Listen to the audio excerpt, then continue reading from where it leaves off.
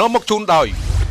ឈឺរោយសាច់ដុំប្រើនីអូទីកាបាំអរគុណប្រិយមិត្តទូរទស្សនិកជនជាទីមេត្រីបាទយើងទៅកីឡាអន្តរជាតិបាទគឺយើងមិនទៅឆ្ងាយអំពីលីអូណែលម៉ាស៊ីទេបាទឃើញថាបន្ទាប់ពីមានព័ត៌មានថាលោកសម្រាប់ចាត់ចាក់ចេញពីក្រុម AC Barcelona ហើយមិនទាន់ដឹងថាតើគាត់ត្រូវទៅរួមជាមួយនឹងក្លឹបណានោះពេលនេះបាទគឺលីអូណែលម៉ាស៊ីរួមជាមួយនឹងភរិយាហើយមិត្តភ័ក្តិជិតស្និទ្ធបាទគឺសញ្ជាតិអ៊ុយរ៉ូហ្គាយគឺកីឡាករលូអ៊ីសូរ៉េសរួមជាមួយនឹងភរិយារបស់គេនឹងចាក់ចេញពីប្រទេសអេស្ប៉ាញទៅកាន់ស្រុកកំណើតសិនបាទខណៈពេលបាល់ទាត់អាជីពមិនទាន់ដំណើរការនៅឡើយទេនៅក្នុងឱកាសនោះដែរបាទគឺមាន agent ឬគេហៅថាភ្នាក់ងារដែលគូកងហើយគេបានបញ្ជាក់ថាកីឡាករអាសង់ទីនរូបនេះអាចមានលទ្ធភាពទៅកាន់ប្រទេសអង់គ្លេសជាមួយនឹង Manchester City ច្រើនជាងនៅក្នុងនោះបាទគឺក្រោមការដឹកនាំរបស់លោក Pep Guardiola បានចេញបញ្ជាក់ថាប្រសិនបើក្រុមបាទគឺប្រសិនបើ AC Barcelona បាទគឺព្រមទទួលនៅលុយសុទ្ធណាបាទ Manchester City គាត់ឲ្យទឹកប្រាក់សុទ្ធចំនួន89លាន5សែនផោនហើយគាត់បន្ថែមកីឡាករ Big Name ល្បីៗចំនួន3នាក់តាមតែ AC Barcelona ចង់បាននៅក្នុងនោះរួមមានកីឡាករ Bernardo Silva ល្បីកីឡាករប៉ុកទីកាល់កំពុងទៅលេងឲ្យ Manchester City មួយទៀតកីឡាករ Brazil Gabriel Jesus បាទក៏ល្បីដែរនិងកីឡាករ Eric Garcia 3ហ្នឹងប្រសិនបើ Barcelona ចង់បានមួយណាក៏បានដែរយកទៅហើយគាត់នឹងបន្ថែមទឹកប្រាក់សុទ្ធចំនួន89លាន5សែនផោនទៀតប៉ុន្តែខាង AC Barcelona អត់ទាន់ឆ្លើយតបនៅឡើយទេបាទនេះគឺជាសំណើរបស់ក្រុម Manchester City ដែលដាក់ជូនទៅក្រុម AC Barcelona មុនគេបាទនៅក្នុងនោះដែរហើយក្នុងនោះគេបានបង្ហាញថាកីឡាករអាសង់ទីនរូបនេះបាទគឺលេង731ប្រកួតសុទ្ធបាន634គ្រាប់បោះឲ្យដៃគូសុទ្ធបញ្ចូលទីបាន285គ្រាប់ហើយរដូវកាលដែលអស្ចារ្យជាងគេនោះគឺ2009-2010គាត់ឈ្នះជើងឯក La Liga ជើងឯក Copa de España UEFA Super Cup Club World Cup ហើយធ្លាប់ឈ្នះពានរង្វាន់គេហៅថារង្វាន់លក្ខណៈបុគ្គលណាដូចជាស្បែកជើងមាសទ្វីបអឺរ៉ុប Ballon d'Or 2009ដល់2010បាទកីឡាករលេងល្អប្រចាំ La Liga បាទគឺសុទ្ធបាន47គ្រាប់បន្តមកទៀតឆ្នាំដែលល្អជាងគេទៀតនោះគឺ2011-2012បាទគឺឈ្នះពានរង្វាន់បាទគឺច្រើនបាទហើយឈ្នះស្បែកជើងមាសបាទគឺអឺរ៉ុបទៀតបាទហើយឈ្នះពានរង្វាន់បាទគឺ Ballon d'Or ទៀតបាទហើយសុទ្ធបាន73គ្រាប់បាទគឺឆ្នាំ2011-2012ដល់បន្តមកទៀតបាទគឺ2008-2009សុទ្ធបាន38គ្រាប់ទៀតក៏ឈ្នះពានរង្វាន់ Ballon d'Or ទៀតបាទសម្រាប់កីឡាកររូបនេះឈ្នះជើងឯក La Liga Copa del Rey Champions League ជាកីឡាករលេងល្អប្រចាំ AC Barcelona ដល់2014-2015ក៏ជាកីឡាករឈ្នះពានរង្វាន់ Ballon d'Or ទៀតបាទហើយសុទ្ធបាន58គ្រាប់បាទសម្រាប់ Messi តែម្ដងបាទបើគិតទៅបាទគឺក្នុងជីវិតបាល់ទាត់របស់គេហ្នឹងគឺអស្ចារ្យមែនទែនបាទសម្រាប់កីឡាករអាសង់ទីននេះតែម្ដងអរគុណប្រិយមិត្តទូរទស្សនិកជនជាទីមេត្រីបាទសូមញាប់ឲ្យលឿនបន្តិចបាទខណៈពេលទីផ្សារដោះដូរកីឡាករបាទគឺបានកំពុងតែប្រព្រឹត្តទៅយ៉ាងមមាញឹកជាទីបំផុតលោក Miguel Arteta ដែលជាគ្រូធំរបស់ក្រុម Arsenal ជនជាតិអេស្ប៉ាញសង្ឃឹមថាកីឡាករអន្តរជាតិកាបុងដែលមានវ័យ31ឆ្នាំបាទគឺកីឡាករ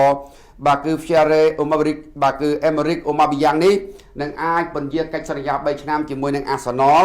ហើយ Arsenal នឹងហ៊ានឲ្យតម្លៃពលកម្មរហូតដល់ទៅ25,000ផោននៅក្នុងមួយសប្តាហ៍ដល់ហើយក្រុមមន់ខ្នាយមាស Tottenham Hotspur ក្រោមការដឹកនាំរបស់លោក Jose Mourinho ក៏បានឈានដល់កិច្ចព្រមព្រៀងទិញយកកីឡាករទី3គឺ Matt Doherty មកពីក្រុម Wolverhampton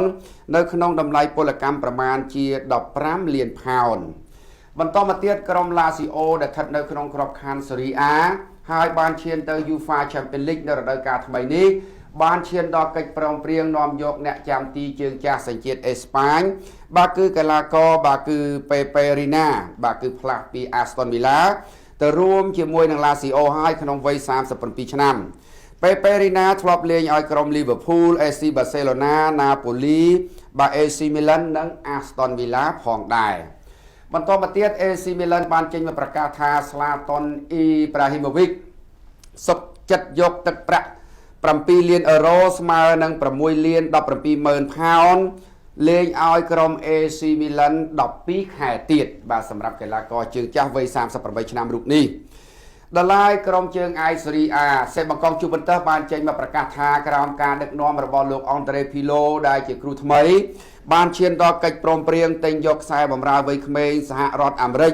Weston McKennie បាទគឺផ្លាស់មកពីក្រុមឆាកេ04នៅក្នុងតម្លៃពលកម្មប្រមាណជា25លានផោនដល់ឡាយបាទគឺដានីបាទគឺសេបាឡូសបាទគឺបានទទូចឲ្យក្រុមរៀលម៉ាឌ្រីតថាអនុញ្ញាតឲ្យរូគេទៅរួមជាមួយនឹងក្លឹបចាស់ដែលគេធ្លាប់លេងកាលពីក្មេងជាមួយនឹងក្រុមរៀលបាទីសទៅកាលពីឆ្នាំមុនបាទកីឡាកររូបនេះត្រូវបានអាសនលខ្ចីជើងហើយឈ្នះជើងឯក FA Cup ឥឡូវនេះបាទគឺរៀលម៉ាឌ្រីតបានយកមកវិញប៉ុន្តែមិនជាប់ជាកីឡាករជម្រើស11អ្នកដំបូងរបស់លោកស៊ីណាឌីនស៊ីដាននោះទេហើយកីឡាករដានីនេះបាទធ្លាប់លេងបាទគឺឲ្យក្រុមរៀលម៉ាឌ្រីត56ប្រកួតហើយធ្លាប់លេងជាយុវជនបាទគឺឲ្យក្រុមបាទគឺរៀលបាទីសបាទហើយក្រុមរៀលម៉ាឌ្រីតបានទិញកាលពីឆ្នាំ2017បន្តមកទៀតបាទសារការប្រេយ Newcastle United បានចេញមកប្រកាសថាអ្នកចាំទីដៃទី1បាទគឺរបស់ខ្លួនគឺកីឡាករ Martin បាទដូប្រាស្កាបាទគឺត្រូវសម្រាករហូតដល់ទៅ6ឬក៏8សប្តាហ៍ដោយសារគ្រិចកជើងដល់ឡាយ Chris Berry បាទគឺបានប្រកាសព្យួរស្បែកជើងនៅលើជញ្ជាំងហើយបន្ទាប់ពីប្រកបអាជីពបាល់ទាត់22រដូវកាលរួចមកហើយលេងបាន653ប្រកួតនៅក្នុងក្របខ័ណ្ឌលំដាប់កម្ពុជារបស់ប្រទេសអង់គ្លេស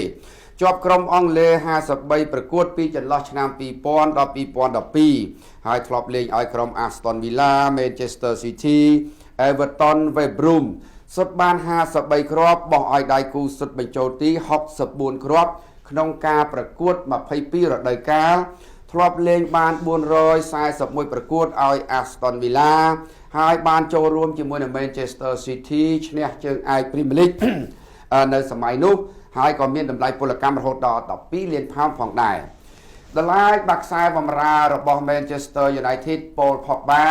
ត្រូវបានគេឃើញបាទគឺបណ្ដាភរិយាបាទគឺនៅអាហារដ្ឋាននៅកណ្ដាលទីក្រុងឡុងនោះបាទភរិយាគាត់កំពុងតែពោពោះបាទគឺឥឡូវនេះឆ្លងបាទគឺវីរុសបាទឆ្លងជំងឺ COVID-19 ហើយបាទប៉ូល ផុកបាបាទត្រូវបានលោកឌីលីយេដេសង់បាទគឺកាត់ចេញពីក្រុមជម្រើសជាតិបារាំងខណៈពេលបារាំងត្រៀមយុទ្ធនាការនៅក្នុងកម្មវិធី Nation League ហើយកីឡាកររូបនេះបាទត្រូវបានគេឃើញបណ្ដាភរិយាដែលមានផ្ទៃពោះនោះបាទនៅកណ្ដាលទីក្រុងឡុងហើយមានឆ្លងបាទគឺ COVID បាទគឺ19តែម្ដងមួយទៀតបាទគឺមិត្តរួមជាតិបារាំងដូចគ្នាដែរកីឡាករខ្សែបម្រើរបស់ក្រុម Spurs បាទគឺកីឡាករបាទទុនហ្គេបាទគឺ Ndombele ក៏ឆ្លង COVID-19 ដែរកីឡាកររូបនេះត្រូវបានក្លឹបបញ្ជាឲ្យដាក់នៅដោយឡែកតែម្នាក់ឯងរយៈពេល14ថ្ងៃហើយត្រូវកាត់ចេញពីក្រុមជម្រើសជាតិបារាំងទៀតបន្ទាប់ពីក្រុមជើងឯកពិភពលោកឆ្នាំ2018នេះត្រូវជួបជាមួយនឹងស៊ុយអែតក្រូអាតនៅក្នុងកម្មវិធី Nation League ដល់ឡែកកីឡាករ Chelsea ចំនួន4រូបបាទក៏ត្រូវដាក់ឲ្យនៅដាច់ដោយឡែកផងដែរបន្ទាប់ពីកីឡាករល្បីរូបនេះទៅធ្វើវិសមកាលគេហៅថាដំណើរកំសាន្តបាទនៅតំបន់អឺរ៉ុបបាទដូចជាកីឡាករ Mason Mount, Tammy Abraham, Christian Pulisic និងកីឡាករបាទគឺ Fayago បាទត្រូវដាក់ឲ្យនៅដាច់ដោយឡែករយៈពេល14ថ្ងៃបន្ទាប់ពីវិសមកាលហើយឆ្លង COVID-19 បាទដឹងវាឆ្លងតាមណាលោករឹតដល់ដឹងទេណាចេះតែមកតែម្ដង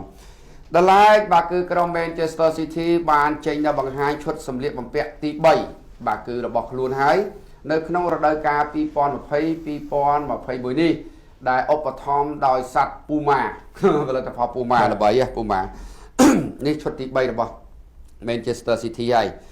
ដល់ឡែកព័ត៌មានចុងក្រោយមួយទៀតបាទគឺតាក់ទងនឹងបរិះខ្លាំង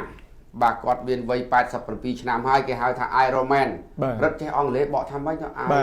Iron Man បាទខ្លាំងរត់ដែកចឹងណាឥឡូវនេះគាត់មានវ័យ87ឆ្នាំហើយគាត់ថាគាត់នៅតែវឹកហាត់ជាបន្តទៀត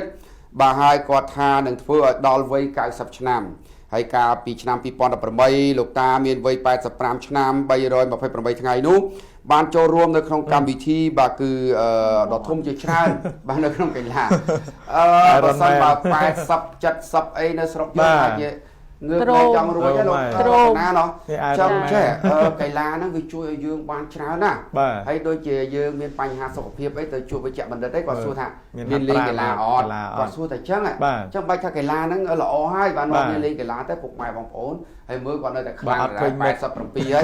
គាត់ថាគាត់ឲ្យលេងដល់ឲ្យ90ក៏បានដែរល្បីមែនតើបាទសូមអរគុណប្រកាសណាស់បាទ